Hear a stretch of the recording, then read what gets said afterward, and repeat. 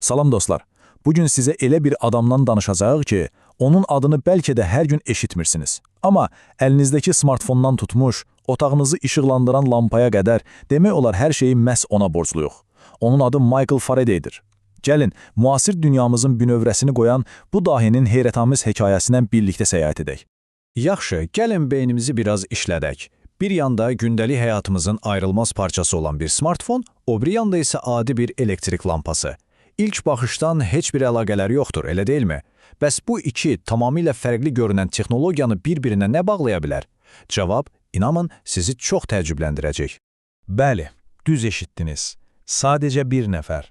Bütün bu texnologiyanın, bu rahatlığın arxasında tək bir insanın zəkası və təxəyyülü dayanır. O insan ki, müasir dünyanı demək olar tək başına formalaşdırıb. Elə isə gəlin başlayaq. O əlinizdə tutduğunuz smartfon, evdə işlətdiyiniz paltar yuyan maşın, sərinlədiyiniz ventilyator, bunların hamısının bir atası var və onun qoyduğu izlər bizim təsəvvür etdiyimizdən qat-qat dərindir.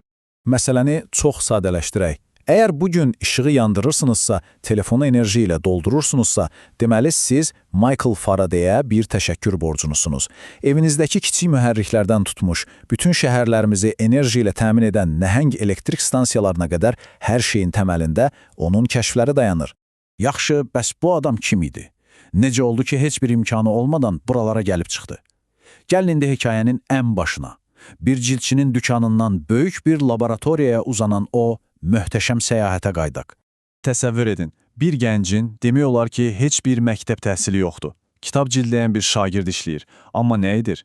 Cildlədiyi hər bir elmi kitabı gecələr gizlincə şam işığında oxuyur. Özü-özünə fizikanı, kimyanı öyrədir. Və sonra həyatını dəyişəcək o cəsarətli addımı atır. O dövrün ən böyük alimlərindən birinə, Humphrey Davy'ə, öz əli ilə yazdığı 300 səhifəlik qeydləri göndərir. Bax, buna əsl cəsarət deyərlər. Amma hekayənin ən şok edici, ən inanılmaz məqamı hələ qabaqdadır. Hazırsınız? Bütün bu möhtəşəm işləri görən adam, yəni Michael Faraday, ali riyaziyyatı bilmirdi. Bəli, düz eşitdiniz. O mürəkkəb düsturlarla, hesablamalarla düşünmürdü. O fiziki prosesləri, qüvvə xətlərini beynində canlandırırdı. Onun əsl gücü təxəyyülündə idi. Yaxşı. Burada haqlı bir sual yaranır. Ali riyaziyyat olmadan bir insan necə olur ki, bütün dünyanı dəyişir?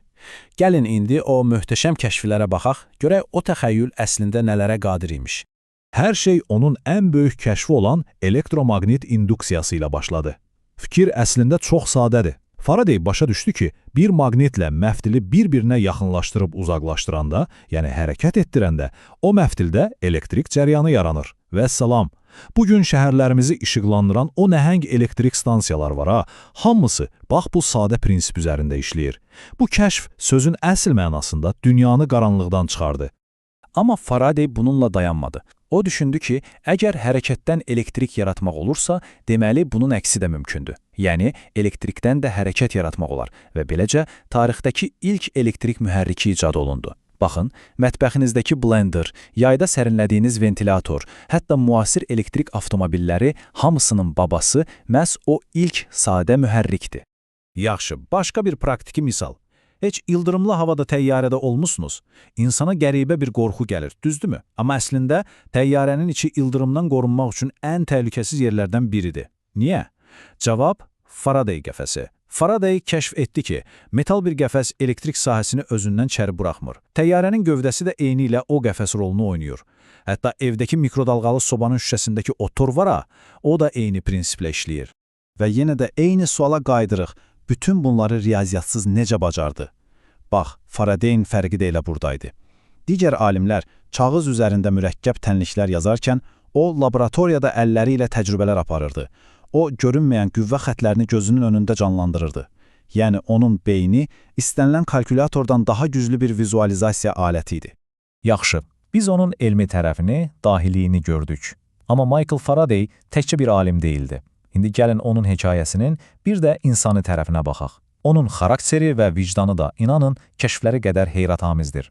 Düşünün, Britaniya hökuməti ona sel titulu, yəni cəngəvərlik təklif edir, o isə təvazökarlıqla imtina edib deyir ki, mənə sadəcə cənab Faraday deyin, bu bəsdir. Krim müharibəsi zamanı ondan kimyavi silah hazırlamağı istəyəndə vicdanına sığmadığı üçün bundan qəti şəkildə boyun qaçırır və ən gözəli, elmi uşaqlar üçün maraqlı və əyləncəli etmək məqsədi ilə milad mühazirələrini təşkil edir və bu ənənə, baxın, bu günə qədər Londonda davam etdirilir. Onun bütün həyat fəlsəfəsi əslində bu möhtəşəm sözlərdə öz əksini tapır. O inanırdı ki, ən böyük möcüzələr elə təbiatın özündə gizlidir. Bizim işimiz isə sadəcə onları kəşf etməkdir. Və əgər onun nə qədər böyük bir fiqur olduğunu hələ də tam anlamamışsınızsa, sizə bircə fakt deyim. Albert Einstein, bəli, Einsteinin özü. Deyilənə görə onun iş otağının divarında cəmi 3 alimin portreti asılmışdı. Biri Isaac Newton, digəri onun kəşflərini riyazi dilə çevirən James Clerk Maxwell və üçüncüsü, bəli, bizim riyaziyyat bilməyən dahimiz Michael Faraday. Beləliklə, bu hekayənin sonunda gəlin bir anlıq dayanıb düşünək. Əgər bir insan heç bir ali riyaziyyat biliyi olmadan bütün dünyanı kökündən dəyişə bilirsə, onda bəlkə də bizim ən güclü alətimiz heç də düsturlar və tənliklər deyil, bəlkə də hər şeyin açarı o sərhədsiz insan təxəyyülündədir. Bu barədə bir düşünün